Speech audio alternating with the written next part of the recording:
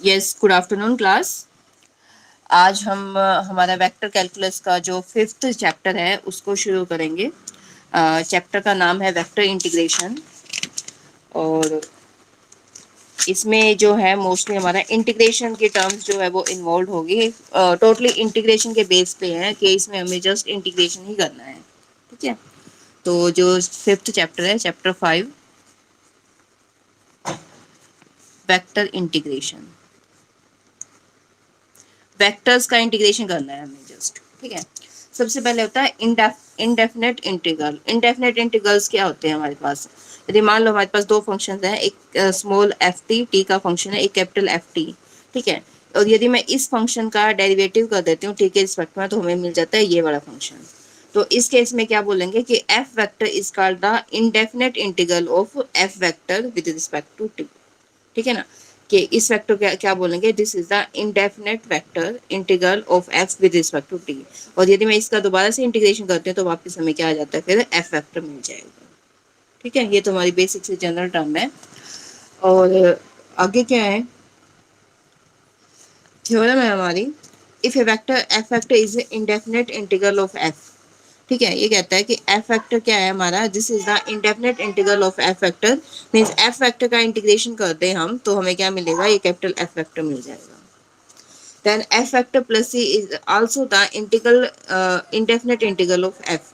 तो ये कह रहा है कि f plus c, f को, इस f वेक्टर को f plus c से यदि मैं डिनोट कर दूं तो वो भी हमारा क्या होगा, indefinite integral of this f vector होगा। देखो, ये गिवन है कि ये वेक्टर इसका एफ वेक्टर जो था वो स्मॉल एफ वेक्टर का इंडेफिनेट इंटीग्रल है, तो integration of F into D F हमारा एफ वेक्टर के बराबर होगा। ठीक है, अब यदि मैं इस फंक्शन का डेरिवेटिव कर देती हूँ D F by D T, तो वो क्या हो जाएगा, स्मॉल एफ वेक्टर आ जाएगा हमारा। अब हम ये क्या करेंगे, D by D T of F plus C लेते हैं। ठीक है, क्योंकि हमें अब क्या शो करना है कि एफ वेक्टर के कोरस्पॉन्डिंग भी यदि हम एफ वेक्टर प्लस एक कॉन्स्टेंट, सी वेक्टर क्या है, एक कॉन्स्टेंट वेक्टर है हमारा। ठीक है, तो ये वेक्टर इसके लेंगे तो इसके कोरस्पॉन्डिंग भी हमारा किसके बराबर आएगा, D F by D T के बराबर आ जाएगा। ठीक है, तो अब मतलब इसकी वैल्यू और ये वैल्यू दोनों बराबर है, it means D by D T of F vector plus C vector हमारा किसके बराबर आ जाएगा, दिस इज इक्वल टू, ये दोनों बराबर हो गए। ठीक है, D F by D T, तो this is also equal to F vector. ठीक है ना, ये दोनों बराबर है ना, ये दोनों बराबर है, ये दोनों बराबर है, तो मीन्स ये दोनों भी बराबर होंगे। और तो इसका मतलब है integration F into D T करेंगे तो वो किसके बराबर आ गया, F vector plus C vector. तो F vector plus C vector is the indefinite integral of small f vector। समझ आ गया, वैसे इज द कांस्टेंट वेक्टर। चलो मैं इसके बेसिकली सम्स ही आते हैं हमारे पेपर में जो आएंगे। फिर आता है डेफिनेट इंटीग्रल। डेफिनेट इंटीग्रल्स में होता क्या है, जस्ट हमारी लिमिट्स ऐड हो जाती हैं, है ना, कि लिमिट्स हो जाएगी A to B F into D F, तो ये किसके बराबर है, capital F A into B हो गया, तो this is F B minus F A, तो इसको क्या बोलेंगे हम, डेफिनेट इंटीग्रल बोलेंगे, राइट। अच्छा, सम स्टैंडर्ड रिजल्ट है हमारे इंटीग्रेशन के, वही सेम यूज फॉर इंटीग्रेशन, इसमें डेरिवेटिव के दिखाए गए हैं पहले। जैसे D by D T of F dot G है, तो वही पीछे जो हमारे रिजल्ट थे वही हैं, D F by D T dot G plus F dot D G by D T, दोनों का अलग अलग डेरिवेटिव हो जाएगा। अच्छा, एफ स्केयर है तो मीन्स एफ डॉट एफ, तो एफ को वही इसको लिखेंगे तो एक बार एफ सेम, फिर D F by D T plus फिर से F same D F by D T, तो ये मिला के क्या हो गया, two F vector D F by D T. ठीक है, अच्छा, अब D F by D T का स्केयर है तो वही जैसे टी स्केयर होता है तो to T into D T by कुछ भी जो भी आ जाए, तो इसका पूरा स्केयर का एक बार टी के सेक्ट में करना है तो टू पावर पहले, फिर D F by D T into D F by D T का फिर से एक बार डेरिवेटिव हो जाएगा टी के रिस्पेक्ट में, तो D square F by D T square. ठीक है, T by D T of F cross G करेंगे तो D F by D T cross G plus में F cross D G by D T हो गया। और ए या क्या है, कॉन्स्टेंट वेक्टर है, तो इसके कॉरस्पॉन्डिंग यदि हम डी बाई डी टी लेते हैं तो A vector cross D F by D T ये हो जाएगा हमारा। ठीक है, अच्छा सेम, अब देखो एक ये है integration of D F by D T dot G plus F dot D G by D T. अब ये टोटल है क्या हमारा, ये है derivative of F dot G है ना, यहाँ पे ये करा ना, देखो ये है, ये टोटल किसके बराबर है, D by D T of F dot G. अब यदि मुझे इसका इंटीग्रेशन लेना है, इसका इंटीग्रेशन लिया तो मतलब लेफ्ट हैंड साइड का इंटीग्रेशन हो जाएगा, मीन्स ये किसके बराबर हो गया, एफ डॉट जी प्लस सी। ठीक है, सेम अगला है, मतलब यहाँ पे इसने इसी तरह इंटीग्रेशन ले लिया। अब यहाँ पे यदि मैं इंटीग्रेशन कर देती हूँ इनका, तो इंटीग्रेशन ये किसके बराबर हो जाएगा, एफ स्क्वायर के बराबर हो जाएगा, एफ स्क्वायर प्लस सी। अब यहाँ पे इसका इंटीग्रेशन लेंगे तो इसका इंटीग्रेशन लेंगे तो क्या होगा, D F by D T का स्क्वायर प्लस सी। ठीक है ना, नेक्स्ट ये भी हो जाएंगे, कर लो। एग्जाम्पल देखो, A dot B cross C into D T निकालना है, limit 7 to 2। A vector given है, बी वेक्टर गिवन है, सी वेक्टर गिवन है, हमें A dot B cross C निकालना है पहले। तो वही पहले ए वेक्टर के कंपोनेंट आ जाएंगे हमारे पास t माइनस 3 2t, फिर बी वेक्टर के कंपोनेंट 1 माइनस 2 2, और फिर सी वेक्टर के कंपोनेंट 3t 1। ठीक है, खोल लो इसको, खोल के आ गया ये वाली टर्म हमारी, मतलब 10t माइनस 15 आ गया, 2t स्क्वायर से 2t स्क्वायर कैंसिल हो जाएगा। तो 10t माइनस 15 का पहले हम क्या करेंगे, t के रिस्पेक्ट में इंटीग्रेशन होएगा, फिर हम इसकी लिमिट्स पुट कर देंगे। तो t के रिस्पेक्ट में इंटीग्रेशन करेंगे तो 10t square by 2 minus 15t, यही हो जाएगा ना। तो ये आ जाएगा 10t square by 2 means 5t square आ जाएगा माइनस 15t, और लिमिट्स हमारी 1 से 2 तक आ जाएंगी। तो लिमिट्स 1 से 2 तक करके हमारा ये अपर लिमिट और लोअर लिमिट पुट कर दो। ठीक है, एक बार t की जगह 2 पुट कर दो और माइनस में t की जगह 1 पुट कर दो, तो ये हमारा आंसर आ जाएगा, हो जाएगा। तनुजा फिर से कट गई हमारे पास, चलो कोई नहीं। सेकेंड एग्जाम्पल देखते हैं, इंटीग्रेशन हमारा 3 से 4 R vector dot D R by D T dot D T.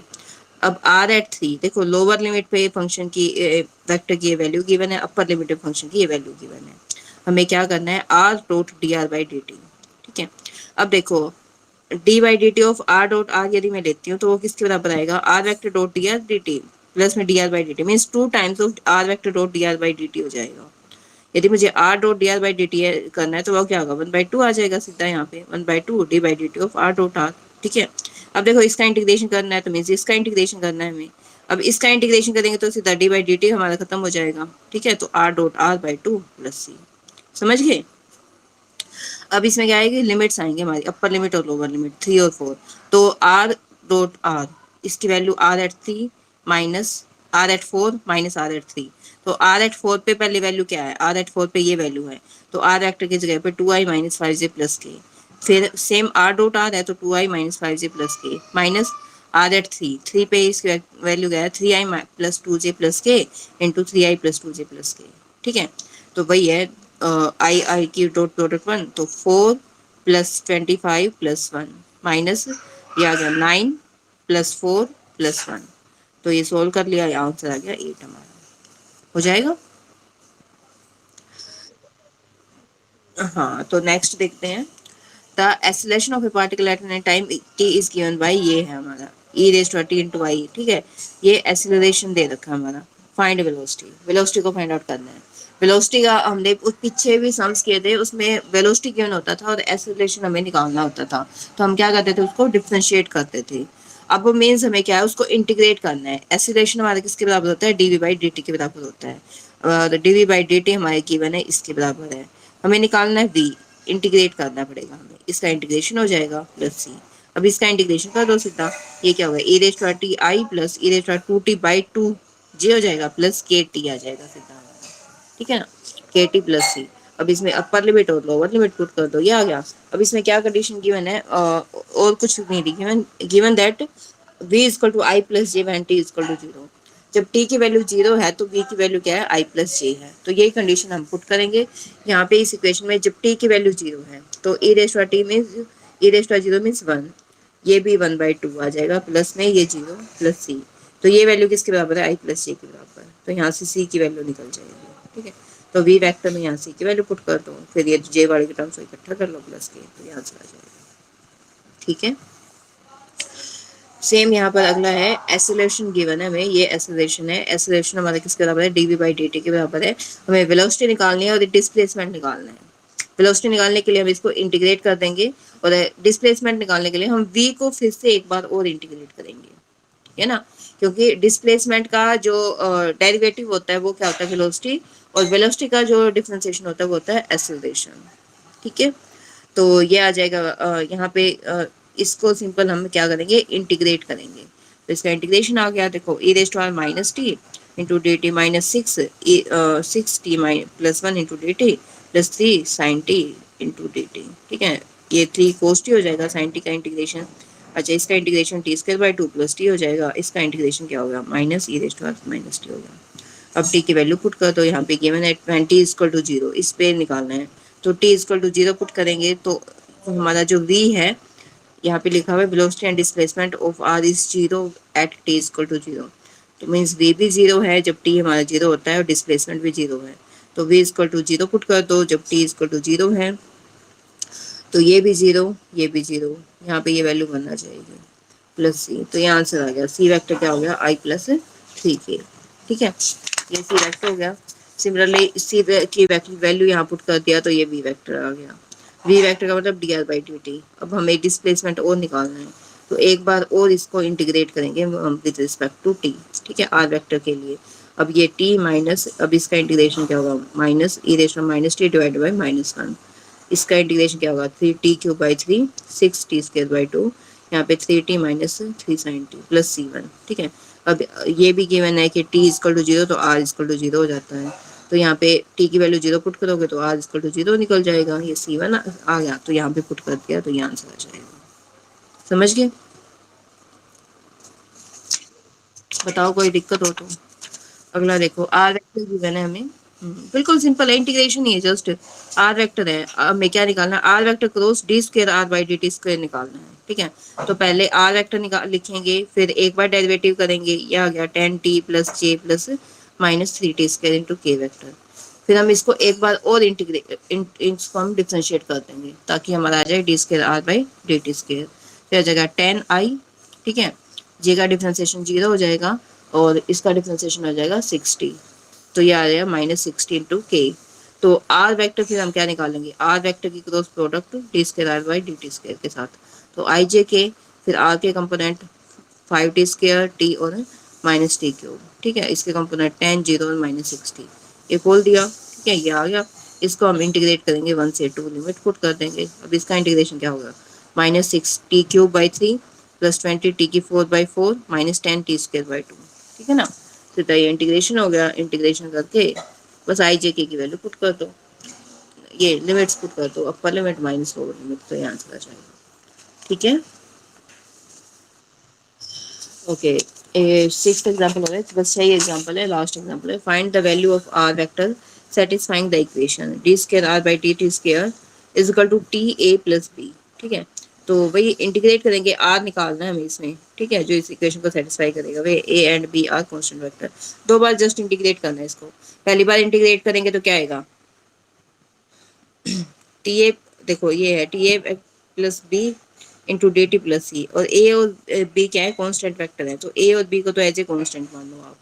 तो टी इंटू ए वेक्टर का इंटीग्रेशन क्या होगा, T square by 2 into A vector plus B vector into T आ जाएगा प्लस सी वेक्टर। ठीक है, तो इसको एक बार और इंटीग्रेट कर दो, ये आ गया। फिर एक बार और इंटीग्रेट करेंगे तो टी स्क्वायर का इंटीग्रेशन क्या होगा, t³ बाई 3 हो जाएगा। ठीक है, तो t³ बाई 6 आ जाएगा प्लस बी t² बाई 2 आ गया plus C T plus C1 आ गया। तो ये क्या है, सी और C1 आपने कॉन्स्टेंट हो गए। तो ये आ गया बस हमारा आंसर। ठीक है, हो जाएगी। हाँ, कोई डाउट हो तो मेरे से पूछ लेना। 5.1 में बिल्कुल सिंपल है, इंटीग्रेशन है बस। 3 टर्म्स इसमें यूज हो रही है हमारी। एक तो हमारे पास इंटीग्रेशन, एक तो इसमें डिस्प्लेसमेंट है, एक वेलोसिटी है, एक एक्सेलरेशन है।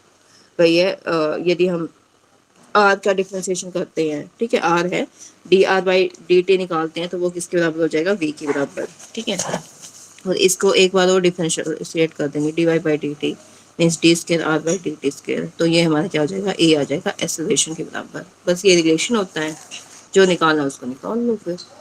ठीक है, ओके। बाकी हम कल करेंगे, नेक्स्ट क्लास में मिलते हैं। Okay, thank you.